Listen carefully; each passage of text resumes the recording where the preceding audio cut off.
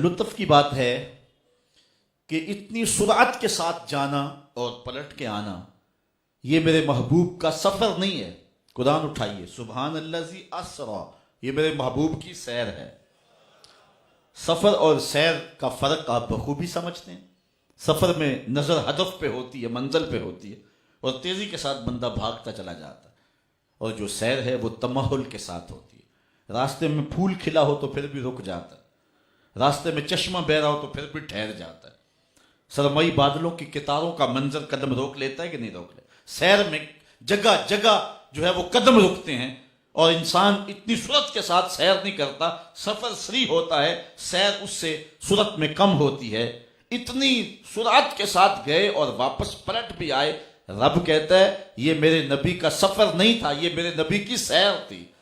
کیا سمجھو گے میرے نبی کو؟ جس نبی کی سیر سمجھ میں نہیں آتی اس کا سفر کیسے سمجھ میں آ سکتا ہے؟ مسجد حرام سے لے کر کے مسجد اقصیٰ تک حضور علیہ السلام نے ارشاد فرماتے ہیں میرے پاس براق لایا گیا. اس کی حضور نے حیات بھی بیان فرمائی، دون البغل فوق الحمار، کہ گدھے سے بڑا تھا اور خچر سے چھوٹا تھا. اور حضور نے اس کی رفتار کی کیفیت بھی بیان کرتے ہوئے ارشاد فرمایا جہاں اس کی نظر جاتی تھی وہاں اس کا قدم جاتا.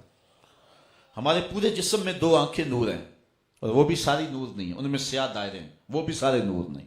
ان سیاہ داروں میں 2 نقطے ہیں، اور روشنی اتنی کہ یہاں سے نظر اٹھائیں آسمان کے چمکتے ستارے دیکھیں. اور جو کھروں سے لے کر سر کی چوٹی تک نور تھا، اس کی نگاہوں کا عالم کیا ہوگا. جہاں اس کی نظر جاتی تھی وہیں اس کا قدم جاتا تھا. یہ 2-4 ماہ قبل آپ نے خبر پڑھی، لاہور میں ایک طیارہ پرواز کرنے لگا تو 2 بچے اس کے پہیوں میں بیٹھ گئے اس شوق میں کہ ہم بھی بیرون ملک دیکھ آئیں. لیکن ابھی وہ نچلی پرواز میں تھا کہ ہوا کی مزاحمت اتنی ہوئی کہ وہ اس مزاحمت کو برداشت نہ کر سکے اور گر پڑے اور ان کی موت واقع ہو گئی. یہ اخبارات میں آپ نے دیکھا، ٹیلی ویژن پہ آپ نے دیکھا. تو 200 کلومیٹر فی گھنٹے کی رفتار سے نچلی پرواز میں جہاز جا رہا تھا تو اس کی مزاحمت ان سے نہ ہو سکی. اور اگر وہ 1000 کلومیٹر فی گھنٹے کی رفتار سے جائے تو پرخچے اڑ جائیں. اگر اس کی پشت پہ بیٹھے تو اس کی ننگی پشت پہ بیٹھا نہیں جا سکتا.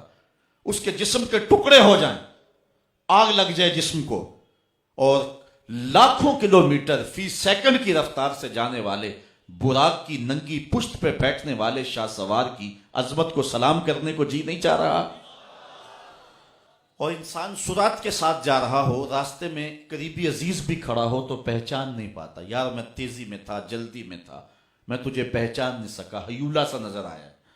لیکن اتنی رفتار سے جا رہے ہیں. پہچان کا عالم کیا ہے؟ مررت بقبر موسیٰ فائزہ ہوا قائم یصلی فی قبر ہی. میں حضرت موسیٰ کی قبر کے قریب سے گزرا، میں نے دیکھا کہ وہ قبر میں کھڑے ہو کے نماز پڑھ رہے تھے. اور حضرت موسیٰ علیہ السلام یہاں ہیں، حضور علیہ السلام مسجد اقصیٰ میں پہنچے تو حضرت موسیٰ وہاں موجود تھے. تو کیا حضرت موسیٰ حضور سے سری و رفتار ہیں؟ قطعاً نہیں. تو پھر پہلے کیسے پہنچ گئے؟ پہلے اس لیے پہنچے کہ حضور اپنی رفتار سے تو جا ہی نہیں رہے، حضور تو جا رہے ہیں براق کی رفتار سے. اور حضرت موسیٰ علیہ السلام گئے ہیں نبوت کی رفتار سے. براق جتنا مرضی سری کیوں نہ ہو وہ نبوت کی طاقت سے آگے تو نہیں ہو سکتا، اس لیے حضرت موسیٰ پہلے پہنچ گئے. یہ پہلا مرحلہ مکمل ہوا سیر جو ہے وہ عرضی کا. مسجد اقصیٰ میں نبیوں کی امامت ہے اور وہ بھی ایک عنوان ہے، لیکن میں ابھی سیر کے حوالے سے بات کر رہا ہوں. وہاں سے دوسرا مرحلہ پہلے آسمان تک. یہ نور کی ایک سیڑھی تھی جس پہ حضور تشریف فرما ہوئے، اور یہ براق سے بھی سری و رفتار تھی. اس کے بعد پہلے آسمان سے لے کر 7ویں آسمان تک حضور فرشتوں کے پروں پہ گئے. یہ براق سے بھی اور سیڑھی سے بھی سری و رفتار حضور کا جانا تھا.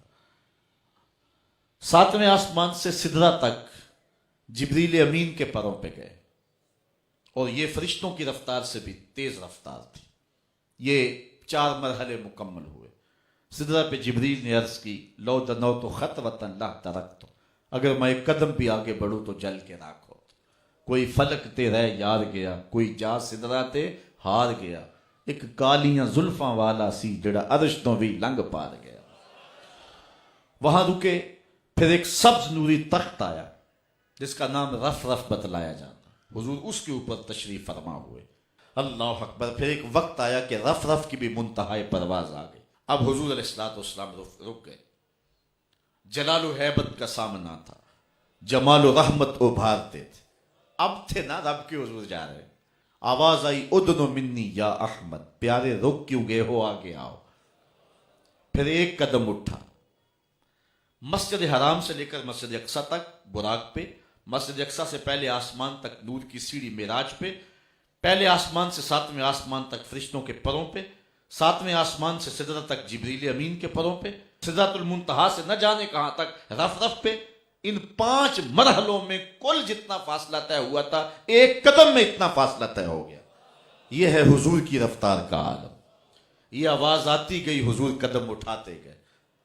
اعلی حضرت کا اسلوب دیکھیے, بڑا محمد کری ہو احمد, قریب آ سرور ممجد, نثار جاؤں وہ کیا ندا تھی, وہ کیا سما تھا, وہ کیا مزے تھے. پھر بڑھتے گئے, کہاں تک گئے؟ خرد سے کہہ دو کہ سر جھکا لے, خرد سے کہہ دو کہ سر جھکا لے, گمان سے گزرے گزرنے والے, یہاں خود پڑے ہیں جہت کو لالے, کوئی کیا بتائے کدھر گئے تھے, سراغ عین و متا کہاں تھا, نشان کیف و الا کہاں تھا, نہ کوئی ساتھی نہ کوئی راہی, نہ سنگ منزل نہ مرحلے تھے, کمان امکان کے جھوٹے نکتوں تم اول و آخر کے پھیر میں ہو, محیط کی چال سے تو پوچھو کدھر کو آئے کدھر گئے تھے. تو اللہ تعالیٰ نے اپنے محبوب سے اس خاص شب میں کلام فرمایا, محبوب کی جھولی میں بہت کچھ ڈالا.